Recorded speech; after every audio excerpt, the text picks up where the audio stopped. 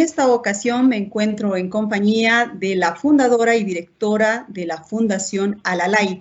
Ella es Claudia González, pero en esta ocasión no la tenemos aquí para hablar de su gran trabajo que hace con los niños de la calle, sino para hablar de un tema lamentable y triste que es el fallecimiento de su esposo, Richard Sandoval. Sobre eso queremos hablar y lo primero que queremos preguntarle a Claudia es cómo ha evolucionado el tema en los últimos días. Es decir, la familia va a plantear alguna denuncia, está haciendo estas denuncias públicas para que la gente esté advertida. ¿Cuál es el camino que están tomando como familia, Claudia? Bueno, muchas gracias, Mary, por la cobertura y poder hablar a toda la ciudadanía boliviana sobre lo que hemos vivido. Yo siempre yo digo, estoy despertando de una película de terror y en realidad la familia, desde el fallecimiento de mi esposo Richie, hemos empezado una investigación con nuestros asesores legales para llegar a conocer la verdad y para que no agotar esfuerzos, ¿no? Para saber quiénes han sido los responsables de la muerte de mi esposo. Y ya tienen ustedes algunas conclusiones. Obviamente, ustedes conocen cómo ha sucedido el caso. Si podríamos empezar contando, por ejemplo, desde el momento que han buscado a las autoridades para hacer una prueba. ¿Cuál ha sido la respuesta que ustedes han tenido de las autoridades al respecto? Bueno, te comento un poquito. Mi esposo llega el 17 de marzo de Nueva York. Y se empieza a poner un poquito mal, etcétera, se va a una habitación aislado, y el 23 nosotros llamamos al CEDES para decirle, mi esposo tiene en realidad todos los síntomas del COVID, por favor vengan a hacerle la prueba. Eso es lunes 23, el CEDES llega 2 días después. ¿Y ustedes ya habían hecho antes la prueba en un laboratorio privado o estaban esperando que el CEDES la hiciera? No, en realidad, en ese momento, los laboratorios privados no estaban autorizados para hacer la prueba. Entonces, solamente el CEDES podía hacer la prueba. Así que hemos esperado que 2 días que el CEDES venga con todos los síntomas que tenía mi esposo. Y luego de esto, el jueves 26, mi esposo se levanta realmente muy mal, con muchísima dificultad de respirar. Y por supuesto, nosotros siempre hemos ido a la Clínica del Sur porque es una clínica amiga. Entonces, llegamos a la Clínica del Sur, la neumóloga lo revisa y dice tiene una neumonía severa y tiene que ser hospitalizado. En ese momento, él es internado en la Clínica del Sur, en una sala de aislamiento para enfermos de COVID, ¿no? Entiendo que la Clínica del Sur tiene un espacio allá, y mi esposo es internado, además con un diagnóstico sumamente grave, que es esta neumonía por COVID. Es decir, estaba realmente en un mal estado. ¿Ya estaba en terapia intensiva en la Clínica del Sur? ¿Ya estaba en terapia intensiva en la Clínica del Sur o todavía? No estaba en terapia intensiva en la Clínica del Sur porque él todavía podía, o sea, estaba muy mal, le ha puesto oxígeno, etcétera. Le han dado los medicamentos, le han hecho un tratamiento, un esquema de antibióticos, ¿no? Entonces, el 26 mi esposo estaba protegido, cuidado, ¿no? Y nosotros, de alguna manera, también confiados, ¿no? En que los tratamientos que iban a recibir iban a ser positivos para su salud. Y entonces, ¿qué ocurre? ¿Recibe una llamada a la clínica o la clínica llama al CEDES? ¿Por qué se produce el traslado de él hasta el Hospital de la Portada? Bueno, en realidad lo que sucede es de que el CEDES, la Clínica del Sur, llama al CEDES para que lo lleven a mi esposo, ¿no? Lo lleven a mi esposo de acuerdo a protocolo, lo lleven a la clínica, a un centro de salud que el CEDES había definido que era el Hospital La Portada. Entonces, aquí hay una cosa súper importante, Mary, es de que mi esposo nunca debió salir de la Clínica del Sur. Es decir, mi esposo tenía un diagnóstico realmente grave y no les importa ni al CEDES, ni a la Clínica del Sur, ni al directorio de la Clínica del Sur, ¿no?, que mi esposo pueda morir o sufrir, sino que ellos querían deshacerse de un enfermo con COVID. Y además tenían, según dicen, el protocolo escrito por el propio CEDES que indicaba que las clínicas no eran parte de la ruta crítica o de la cadena de atención por COVID, ¿verdad? Se basan en ese documento del CEDES para decir, bueno, corresponde que se lo traslade al Hospital de La Portada. Pero mi pregunta ahí, Mary, es, ¿qué es primero? Si esta clínica tiene los ambientes para atender a enfermos con COVID, y él tenía un diagnóstico extremadamente delicado de salud. Entonces, ¿qué es primero, la norma o la vida? Eso es lo que yo me pregunto. O sea, ¿qué es primero? Yo creo que primero es la vida. Y ahí se ha vulnerado el derecho fundamental de mi esposo, que es el derecho a vivir. Entiendo, Claudia. Después de que lo sacan de la Clínica del Sur, lo llevan hasta el Hospital de La Portada. ¿Qué pasa allá, Claudia? Bueno, en realidad lo trasladan, pero además, Mary, lo trasladan en un estado, realmente el CEDES dice que tiene ambulancias, que tiene, ¿no? Lo trasladan de la Clínica del Sur, lo sacan básicamente, mi esposo entra a la ambulancia caminando, no había camilla, no tenía oxígeno y tuvo que ir en ese estado sentado en la parte de atrás de la ambulancia, sin siquiera prever el estado que él tenía. Entonces llega a la portada, mi esposo llega a la portada y entonces él entra ahí y los médicos le cambian de medicación, siguen otro tratamiento, ¿no? Y básicamente a partir de ahí nosotros perdemos toda comunicación con mi esposo. A pesar que él tenía un celular, él deja de comunicarse con nosotros porque él ya tenía, realmente estaba en un mal estado. Escribió un mensaje y después ya no escribió nada más, ni sábado ni domingo, ¿no?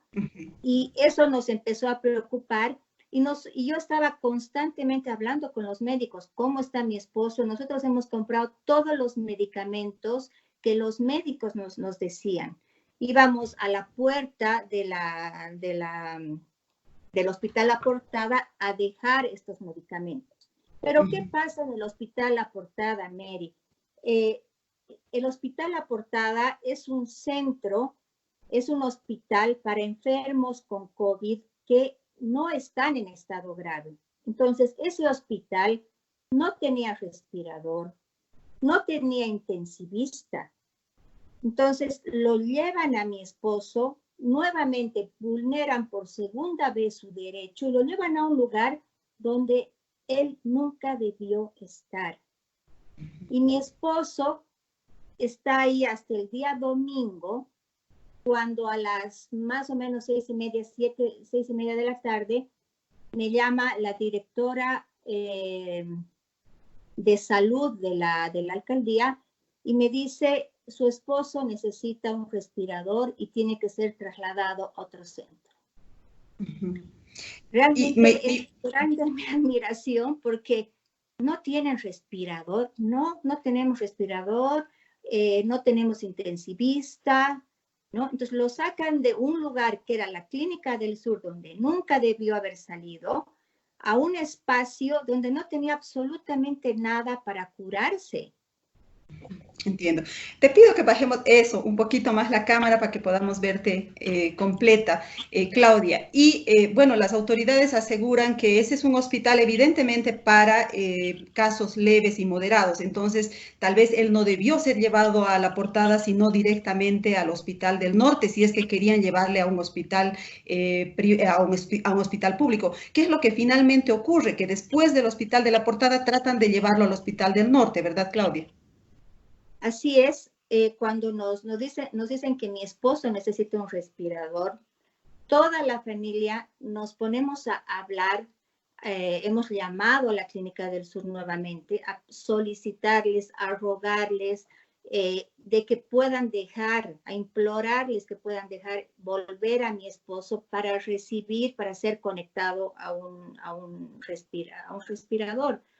Y básicamente lo que nos dijeron tres cosas el doctor Carrasco, que es el director de la clínica.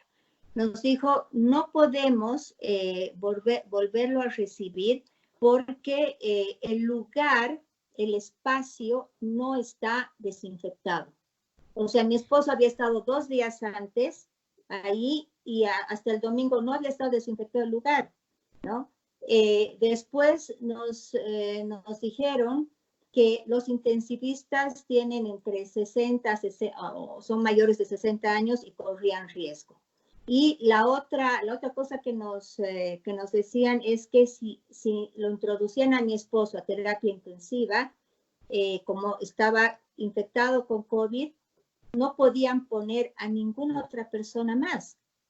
Entonces, lo que yo veo ahí es que priorizan el tema, bueno, entonces ahí realmente se nos cierran las puertas con la Clínica del Sur. ¿Cómo te Empezamos sientes en todo. ese momento? ¿Cómo te sientes en ese momento? Seguramente tú muchas veces antes fuiste con tu familia a la Clínica del Sur y siempre te han atendido bien. ¿Cómo te sientes en ese momento tan duro cuando la clínica que tú considerabas amiga te rechaza a tu esposo?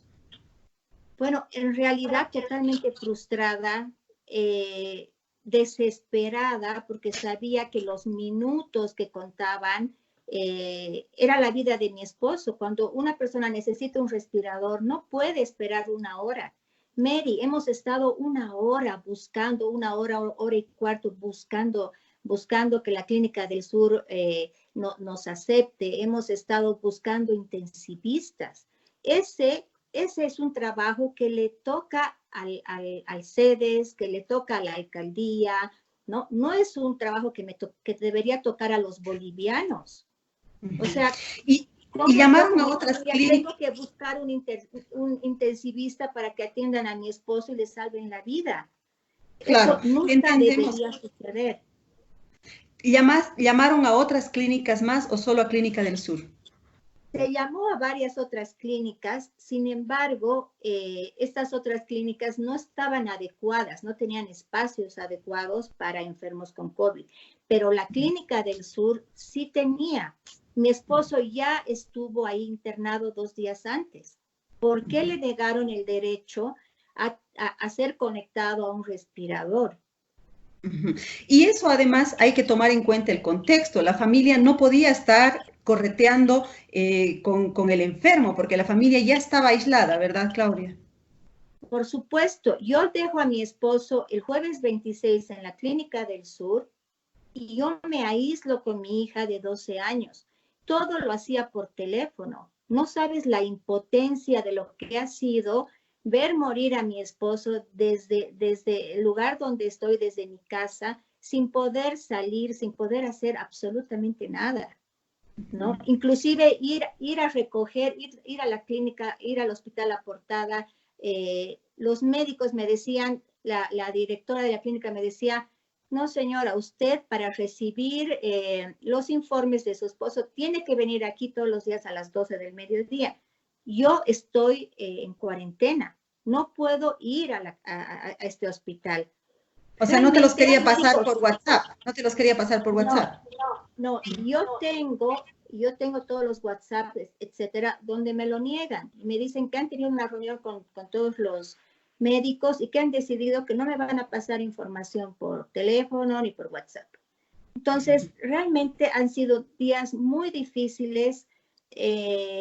Y finalmente, algo que yo digo, si el Hospital La Portada sabía que mi esposo estaba tan mal, ¿por qué no preveyó 8 horas antes de llevarlo a alguna clínica?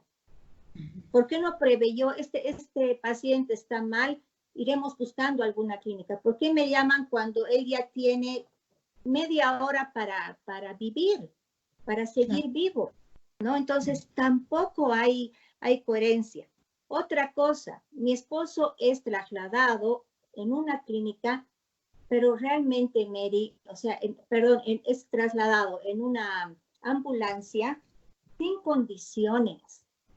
Mi esposo debería ser trasladado con un médico intensivista que haga el monitoreo para que él no se muera en el camino. ¿Qué es lo que ha sucedido? Estamos hablando del traslado ya desde La Portada hasta el Hospital del Norte, ¿verdad? Así es, desde La Portada al Hospital del Norte.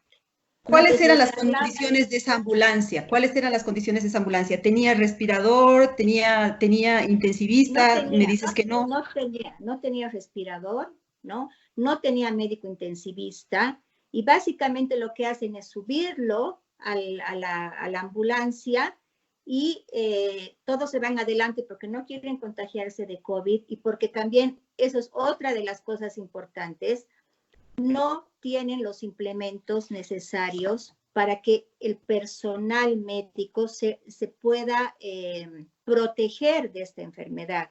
Entonces, lo que hacen es normalmente alejarse porque no quieren contagiarse, pero no tienen los insumos. Entonces, llegan al Hospital del Norte y mi esposo muere en la puerta. ¿Pero por qué muere en la puerta?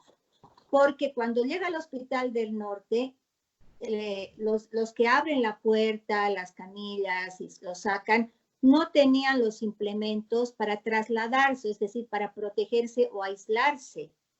Entonces empiezan a llamar al que había cerrado con llave el depósito donde estaban los implementos, hasta que lo encuentren, hasta que salgan, hasta que se pongan, hasta que lo saquen. Mi esposo estaba muerto. Y realmente es un dolor tremendo saber todo este viacrucis que mi esposo ha tenido que pasar. Te entendemos, Claudia. ¿Cómo te enteraste de esto? Porque ustedes no estaban en la ambulancia, obviamente. ¿Ya investigaste? ¿Cómo llegaste a esta conclusión tan dolorosa? Bueno, en realidad son testimonios de los mismos médicos. Son testimonios de los mismos médicos que han estado en el Alto, ¿no? En el Hospital del Alto. Entonces, realmente ha sido muy doloroso, ¿no? Ver todo este tema y sufrir en carne propia. No puede ser, Mary, que los bolivianos tengamos que pasar todo lo que yo he pasado. Y como familia, nosotros vamos a hacer todos los esfuerzos para que ningún boliviano sufra lo que mi esposo ha sufrido. Primero, todas las clínicas privadas, los centros de salud públicos, tienen que estar habilitados para enfermos con COVID. Deben estar habilitados. Y deben tener absolutamente intensivistas, respiradores, ¿no? Porque, ¿qué haces con un enfermo de COVID cuando necesita un respirador? Cuando necesita un intensivista que lo conecte. Y esto no pueden sufrir los bolivianos. Lamentablemente en La Paz existe hasta el primero de abril, uno de los datos, ¿no? Es el 25% de la tasa de mortalidad en La Paz. O sea que de cada 100 enfermos, 25 mueren. Ujú. Yo me Claro, pregunto, lo que se dice en realidad es que hay un subregistro, ¿no? Que la mayoría de los enfermos no están registrados, porque seguramente no hay las pruebas suficientes. La gente debe estar pasando lo mismo que tú pasaste, en el sentido de que se llama al CEDES para hacer una prueba y no están yendo de manera oportuna para hacer esta prueba, ¿no? Claudia, tú nos decías que están haciendo una investigación. ¿Esto puede derivar en un proceso penal a las personas que son responsables de lo ocurrido con tu esposo? así es, estamos haciendo toda la recopilación de las pruebas, todos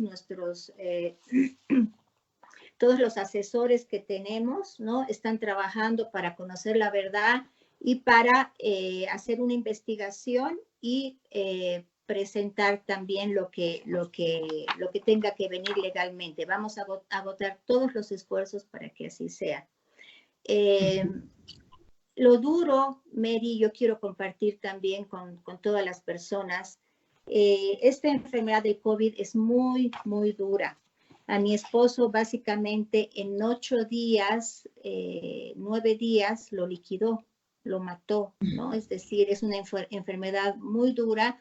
Y si no tenemos hospitales, si no tenemos un protocolo que realmente responda a la necesidad de estos enfermos con COVID, no vamos a, o sea, muchos bolivianos van a morir. Ahorita nuestros protocolos están respondiendo al mínimo presupuesto que tenemos y no debería ser así, ¿no? Yo digo, por ejemplo, cómo el hospital del Alto es un hospital para enfermos con COVID ya de tercer nivel, donde tienen que ser enchufados al respirador, etcétera. Pero subirlos desde la portada, que no sé, estarán en 3.000 metros, 3.500, a 4.000 metros, que es el alto, con una insuficiencia respiratoria, porque eso es lo que te da el COVID, es sumamente grave.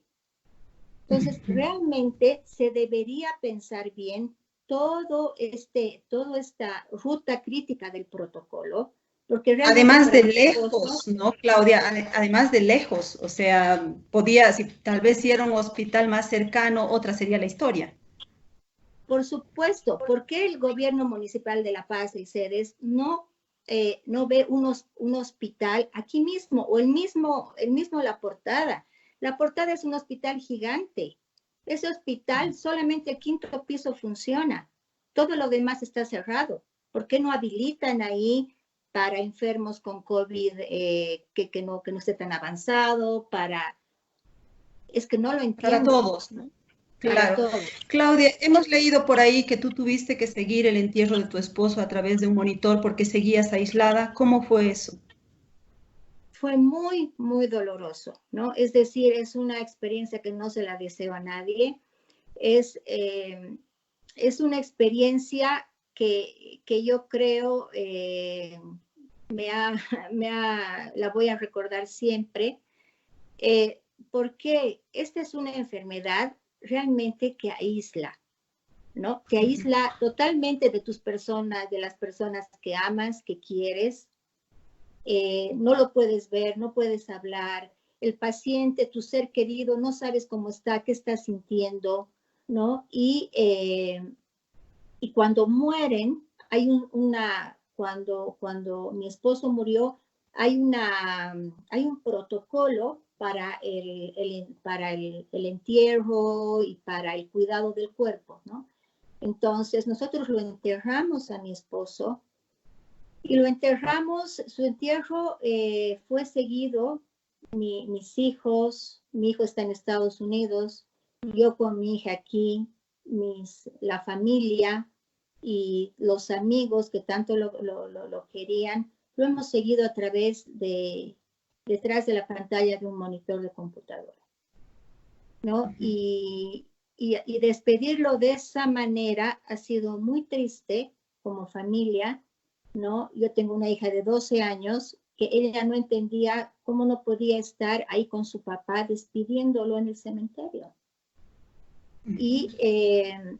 Pero algo que fue muy importante en la familia ha sido de que lo despedimos con la promesa de que ningún boliviano más sufra lo que hemos sufrido.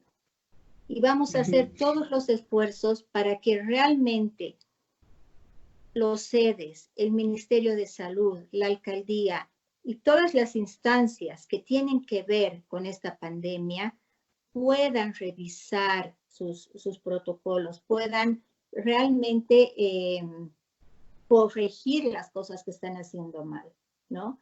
Y está bien, Claudia, y te sancionar. agradecemos. Ajá. No, te agradecemos que así sea, como ciudadana te estoy hablando, porque son pocas las personas que han perdido un familiar y que tienen la valentía de poner la cara ante un medio de comunicación y explicar lo que les ha pasado, porque primero que hay este tema del aislamiento y segundo que también hay una censura social en contra de la familia por un tema de ignorancia, de poca información o de desinformación en contra de las familias cuyos seres queridos han fallecido por COVID. ¿Cómo están ustedes, Claudia, como familia? ¿Ustedes estaban aislados? ¿Ya han descartado la enfermedad o todavía están aislados?